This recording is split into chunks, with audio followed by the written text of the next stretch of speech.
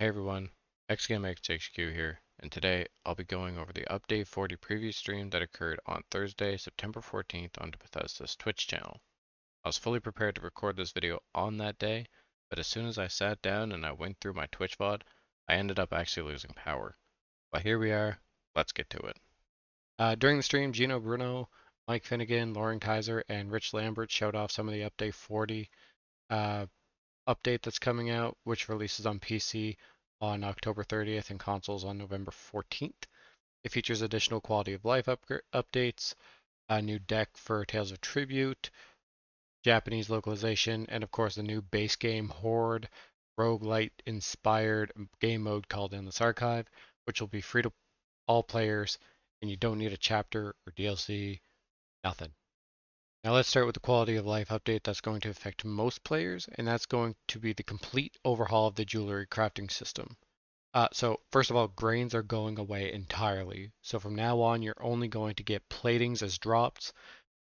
Thankfully, this is the way it should have been like from the beginning.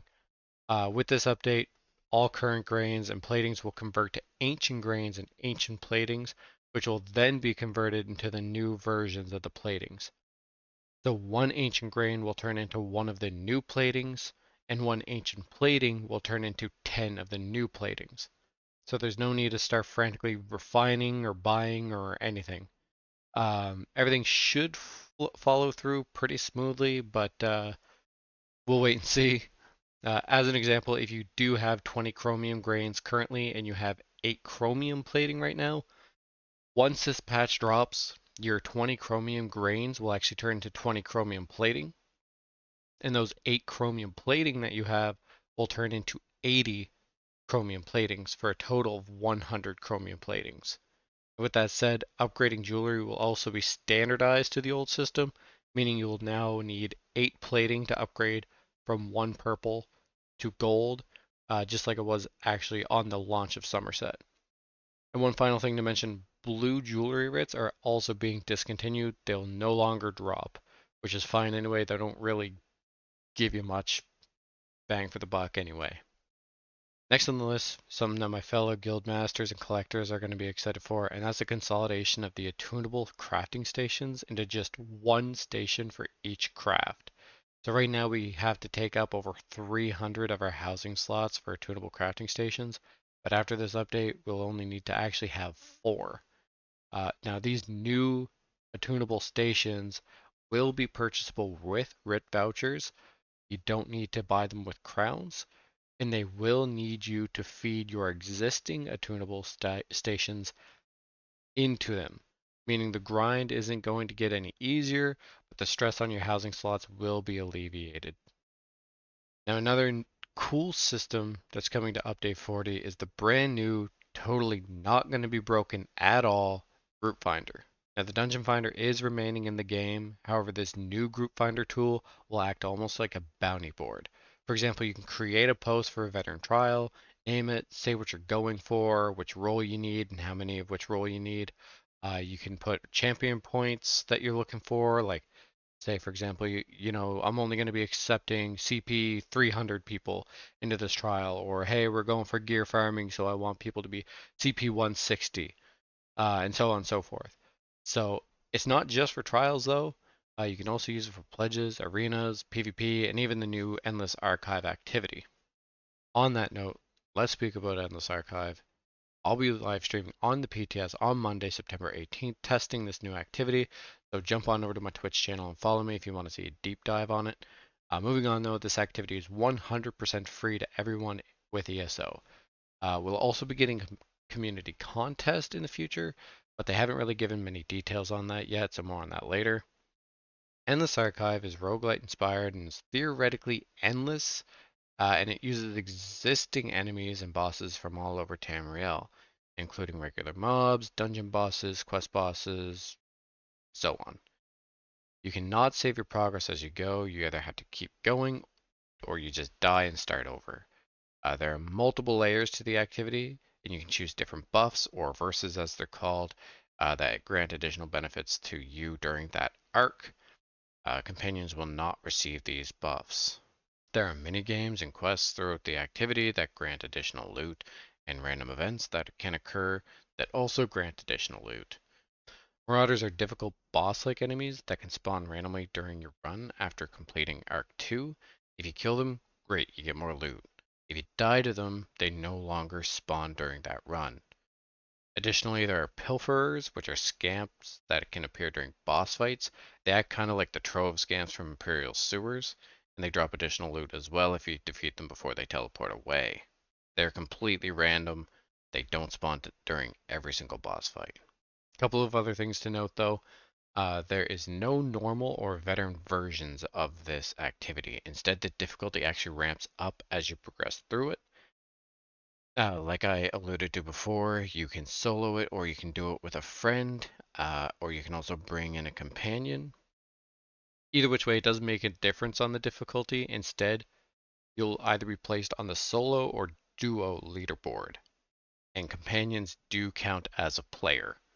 So if you bring in your companion or you start with your companion, you're going to be put on that duo leaderboard, and you will remain on the duo leaderboard regardless of if you put your companion away.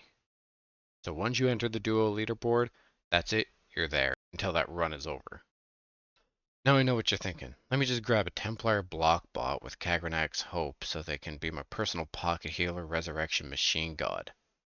But Endless Archive actually is bringing back the very old trial death system, rebranded as Threads of Fate. Now, Threads of Fate count as your lives in this activity, and when you run out, your run is automatically over and you're paid out, so no cheesing it here. Speaking of getting paid out, Endless Archive will feature a new mount that you can get with achievements and a new uncapped currency that can be used to purchase additional permanent boons for future runs, furniture, and brand new class unique sets. Each of these class sets focus on a particular skill line, so we can expect to see at least 2 more per class being added in the future. The Dragonknight class set is called Basalt Blooded Warrior, and a 2-piece set bonus adds magic or recovery, 3 pieces adds maximum health, 4 pieces adds weapon and spell damage. The 5-piece set bonus reads, casting an Earthen Heart ability grants you Basalt Blooded Warrior for 20 seconds and has a 20-second cooldown. While on the front bar, you gain Molten Stance, which grants you Major Heroism and Minor Heroism, generating 4 ultimate every 1.5 seconds. While you're on the back bar, gain Obsidian Stance, increasing healing done and damage shields by 14%. The bar swapping will swap your stance automatically. In PvP, I can see this set becoming a new staple for DKs, though it may require you to change up your playstyle a little bit. Now you'll build most of your ultimate on the front bar, and it'll be interesting to see how powerful Healing Ward will be from the Restoration staff skill line, as it's both a damage shield and a self-heal. As for a DK healer looking to use this set, you'll need to slot your Restoration staff on the back bar if you want to get the most of the healing increase. Next up is the Sorcerer set, Monolith of Storms. It adds critical chance, weapon and spell damage, weapon and spell damage. The 5-piece set bonus reads, dealing damage with the Storm Calling ability's initial hit or every 5th tick creates a monolith near the enemy for 10 seconds, up to 1 every 1 second. You may have up to 3 monoliths at a time. Monoliths link to your other monoliths within 28 meters of each other, and they deal shock damage every 2 seconds to enemies between and near them. An enemy can only take damage from this set once every 2 seconds. Now in PvP, it will be interesting to see how well the set does against bottlenecking groups in front doors or resource towers. But what I'm more interested in seeing is how well this set squares up against Pillar of Nirn in PvE content with stationary bosses. Now in theory, you should only need 1 storm calling ability to drop that monolith on bosses in stationary fights because it will proc off that initial hit. Alright, next up we have the Nightblade class set called Soul Cleaver. The 2-piece set bonus adds weapon and spell damage, 3-piece set bonus adds maximum magicka, 4-piece set bonus adds weapon and spell damage again. The 5-piece set bonus reads, while in combat and with at least 20 ultimate, strengthening your siphoning abilities at the cost of ultimate. Increase the damage and healing of your siphoning abilities by 17% of your current ultimate, up to 200, from a minimum of 3% to a maximum of 34%. Reduce the cost of siphoning abilities by 15%. Casting a siphon ability drains you 1% of your current ultimate with a minimum of 1. Now this set is kind of worded weirdly, does warrant some testing to see if it's worth it, but judging from my initial reading of this, effectively Between 200 and 500 ultimate, you are at maximum power of increasing the damage and healing of your siphoning abilities by 34%. And once you hit 200, it will start to dip. Is this set going to be worth using in PvE? I'm not sure. Just because using in-cap in PvE boss fights is still worth using. In PvP though, it could be worth using on some bomb builds. Next up is the Templar class set called Wrathsun. The 2-piece set bonus adds weapon and spell damage, 3 pieces adds critical chance, and 4 pieces adds weapon and spell damage. The 5-piece set bonus reads, when you deal damage with a Dawn's Wrath ability, you gain a stack of sunlight for 10 seconds once per attack. You can have 50 stacks max, and you gain 12 magical recovery per stack. When at max stacks, your Dawn's Wrath abilities deal 25% more damage, and a Wrathful Nova is cast on the enemy, but you cannot refresh sunlight. When sunlight expires at max stacks, you lose 50% of your current magicka. So effectively, once you reach 50 stacks, you have it for 10 more seconds. That's it. It will refresh after that 10 seconds, but you will go back to 1 stack. In terms of its uses for PvE or PvP, that's going to definitely warrant some testing because 50 attacks to get to 50 stacks just to be able to drop that Nova and get that bonus damage is quite steep. Moving on to the Warden class set, Gardener of Seasons. The 2-piece set bonus adds Healing Done, the 3-piece set bonus adds Magical Recovery, and the 4-piece set bonus adds weapon and spell damage. The 5-piece set bonus reads, casting a green balance ability gives you Herald of Spring, causing your green balance overheals to apply minor heroism for 3 seconds. Casting 2 non-green balance class abilities within 2 seconds consumes Herald of Spring and gives you Harbinger of Fall for 10 seconds, causing your green balance overheals to create an 8-meter area for 5 seconds, applying major maim to enemies and minor vitality to allies. You can create an area once every 5 seconds, and you cannot gain Herald of Spring while Harbinger of Fall is active.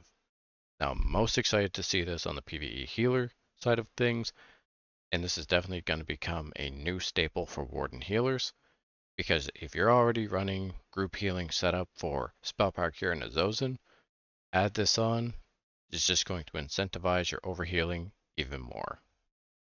Moving on to the Necromancer class set called Nobility and Decay. The 2-piece set bonus adds maximum health, 3 pieces adds healing taken, 4 pieces adds maximum health again. The 5-piece set bonus reads, casting a Bone Tyrant ability while in combat grants you Beautiful Corpse, minor protection, and minor resolve for 16 seconds, reducing your damage taken by 5%, increasing your armor by 2974. This effect can occur once every 20 seconds and is reduced by 2 seconds for each slotted Bone Tyrant ability. Casting a Corpse Consumer ability consumes Beautiful Corpse, treating you as a corpse. Now while the set is intriguing, I don't know how well it's going to do in practice.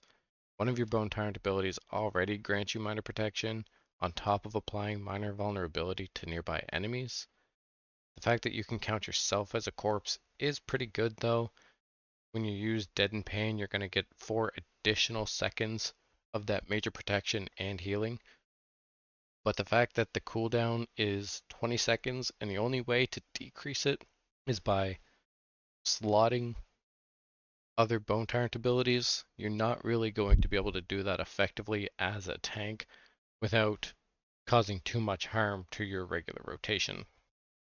Finally on the list, we have the Arcanist class set called Reawakened Hierophant. The 2, 3, and 4-piece set bonuses are all maximum magicka.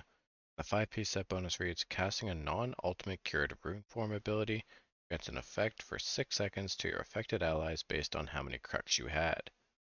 At 1 crux, allies gain a damage shield. At 2 crux, allies gain minor heroism. And at 3 crux, allies gain major protection. Now this is going to become another staple set for PvE Arcanist healers.